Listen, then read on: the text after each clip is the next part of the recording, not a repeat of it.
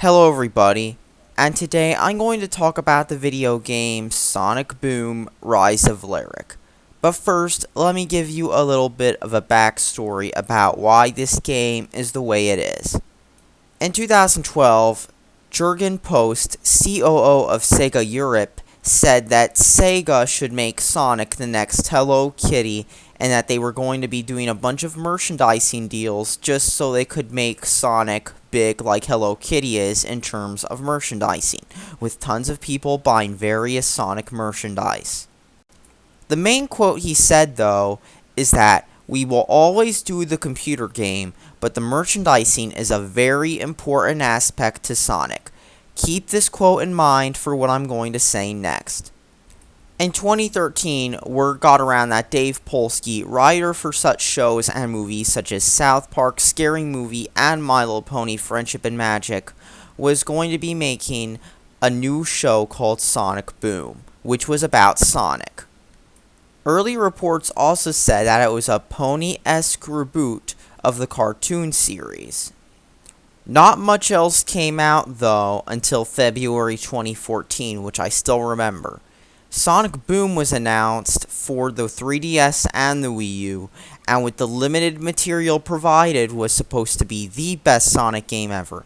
I mean, not only was it done by a Western developer, but it was also being done on the Cryengine 3, something you would have seen along the lines of many fan projects that would use engines such as the Unreal Engine 3 instead of whatever Sega engine they were using.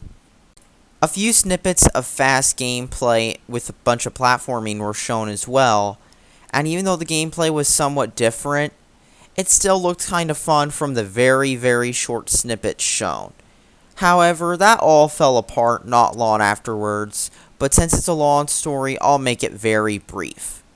First, a screenshot circulated showing the game running at 15 frames per second on various Sega fan sites, and even though the developer refused to post footage proving it ran more than 15 frames a second, the developer was saying the game would not run at a low frame rate, despite not posting any gameplay footage when asked by various people to post it. When E3 rolled around, however, there was tons of criticism. Not about the character designs, which were new and slightly controversial, but mainly because the game not only ran at that same low frame rate, but it also had slow, sluggish gameplay. It also was downgraded from the Cryengine 3 graphics all the way to PS2 level graphics that looked absolutely laughable, even when compared to something not very graphically intensive like Nintendo's first-party efforts. I mean, let's be honest here. When even Nintendo's first-party efforts are looking good next to your game, you've really messed up. So a few months later, after the producer of Sonic Boom not only tried to post on a fan site instead of the official Sega forums because he was getting too much criticism, before leaving Sega forums entirely because of too much criticism over the game, and now that the E3 demo was shown multiple times at various other events, including one where it actually was crashing and they couldn't show it, at least one or two stores broke release date. Well, actually several, because many prominent YouTubers were getting copies of this game before the reviewers did, because keep in mind, Sega did not even send many websites from IGN to Destructoid a review copy of Sonic Boom, Rise of Lyric, or Shattered Crystal. And well, on Twitter, they were criticizing it. But then one small YouTube channel decided to do a Let's Play of it, and even though their video got taken down by Sega, it's easy to see why it did. Not only were there some game-breaking glitches such as Sonic falling through geometry, but also the game had a poor frame rate, terrible dialogue, and just looked unfinished. It was a train wreck, with many websites going as far as calling it Sonic 14 in reference to Sonic 06, which previously had the title of Biggest Train Wreck in Sonic History. But now, I actually rented a copy of this game from Family Video, so I'm actually going to find out, is this game secretly good, or is it really that bad to the point where Sonic YouTubers are actually criticizing the game? Let's find out, shall we? So when you boot the game up, one of the first things you see are a ton of logos. From big red buttons to Sega, but then you see a curious logo. What's that logo you notice? Oh yeah, the Cryengine logo. At first you might wonder if it's some kind of joke, considering how, you've seen those videos where people throw a ton of logos in games to make fun of modern video games, because after all, brand names and logos are so funny. But then you take a look at the graphics, and you really wonder if it's a joke, because this game looks nothing like, let's just say, Crysis 3 or Crysis for the 360 or Crysis 2, all Cryengine 3 games. I mean, I'm not talking art style here, I'm talking technically. This game technically is not on par with other Cryengine games on the exact same, well, similar platforms. I mean, the Wii U can run Black Ops 2, but yet Sonic Boom, it's stuttering even in the menu. And look at these terrible textures. But of course, the graphics are the least of this game's problems. You want to know a bigger problem with this game? The frame rate. The frame rate of this game is absolutely terrible. And keep in mind, this game also has some pretty long load times. I mean, there are some really long load times, especially when you switch between missions. Sure, they're not as frequent as they are in Sonic 06, but they are really long. I mean, look. This is an actual load time. I did not edit this in any way. This is how long the game takes to load. And of course, another thing to notice is that the game feels extremely unfinished. I mean, even in the cutscenes, the game looks like an absolute joke. And I mentioned you can also see animation errors sometimes in Sonic. For example, sometimes his joints or arms seem to look like they've been broken or something. Yeah, that's what actually happens in this game. You can tell this game is unfinished because the transition between the gameplay and the cutscenes is extremely jarring. I mean, normally you see games trying to mask this or doing a better job at transitioning, but then you've got this game, and it does a poor job. Did I mention the cutscenes have extremely cringeworthy dialogue? Yeah, that's right, the dialogue in this game is extremely cringeworthy. It's not even worth talking about because, I mean, really, it is cringeworthy. Bad jokes everywhere, bad writing, and you won't be laughing one bit at this. So let's talk about gameplay. There are 3 types of sections from what I can tell in this game. There are speed levels where you can jump, but you can also quick sidestep like you can in the more recent Sonic games. The second thing in this game are the, there's also these levels which basically you slowly platform and stuff. And then there are these levels where you just beat them up like it's Sonic Unleashed. Really, this game reeks of poor game design all around. To make matters worse, the game does suffer from not only a bad frame rate when you're trying to play, but it also suffers from poor controls.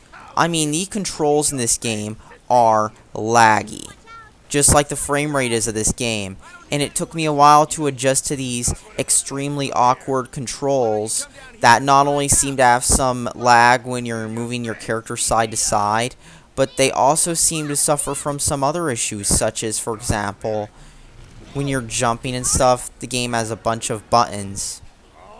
So let me explain myself better. For example, to jump on a switch, you can't just hit it. You can't just jump on it. You actually have to stomp it in this game for some weird reason. And did I mention it's also pretty boring too when you're playing this game? Yeah, it really is. The music in this game is very empty. I mean, unlike other Sonic games where you have vibrant soundtracks, you've got this game where the soundtrack is just... is it even there? Because it's just boring orchestral stuff. And keep in mind, this is a series that is known for having pretty popular game music.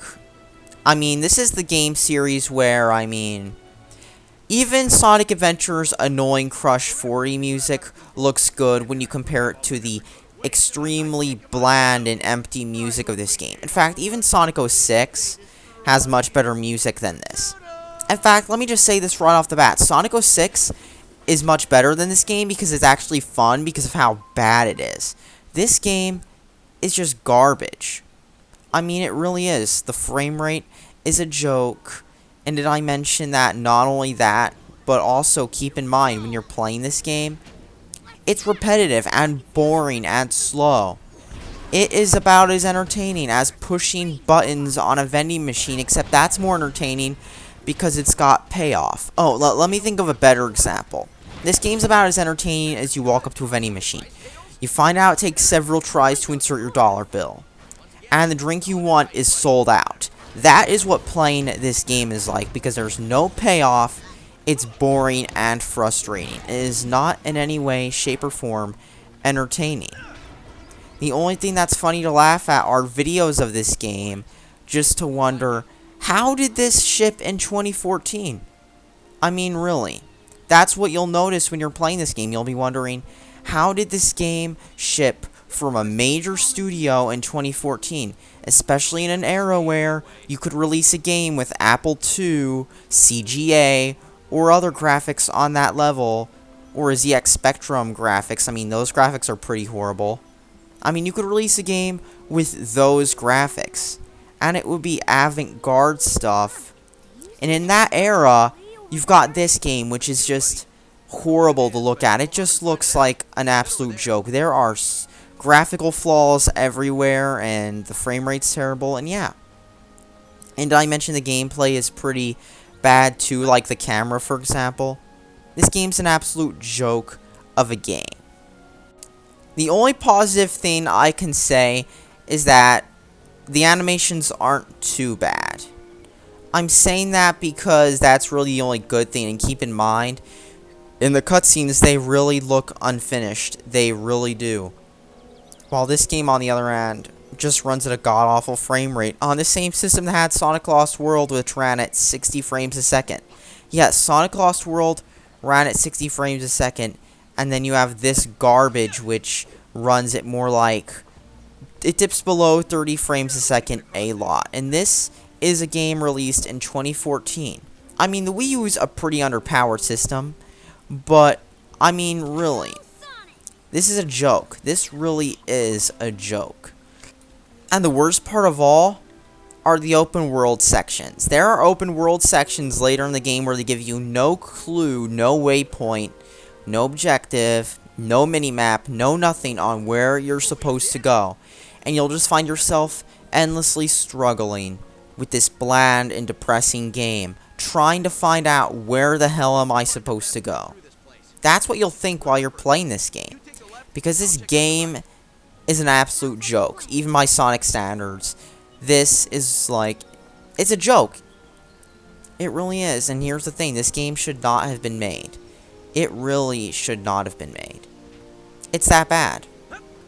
And you know the worst part about it is the fact that this game feels like they made it real quick just to cash in on the TV show. That's why they didn't delay it, because it was going to be mediocre. And they also probably made it so they could use up that 3-game contract they had with Nintendo. Where, keep in mind, with Nintendo, they had like a 3-game contract. One was Lost World, one was the Sonic Olympics game. And then they made this game on the Wii U for a reason, because the next game in the Sonic franchise is not going to be on the Wii U, probably.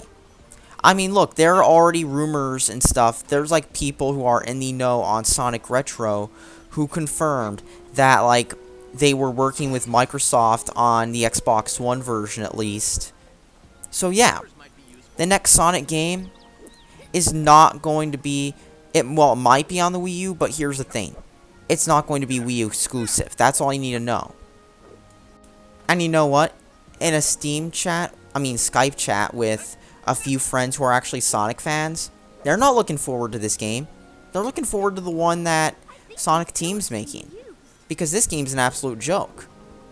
Even compared to the Sonic Team Sonics recently. I mean, really, Sega of America wasn't thinking straight when they made this game. So all in all, don't buy this game. Not even for $1. However, this game might make a great coaster. The manual might make great toilet paper. And, well, the game itself, well, don't even play it. Really don't. It's that bad. Trust me. Don't even bother playing this game because this is like one of the worst Sonic games ever. And that's all I have to say. Thanks for watching and subscribe for more.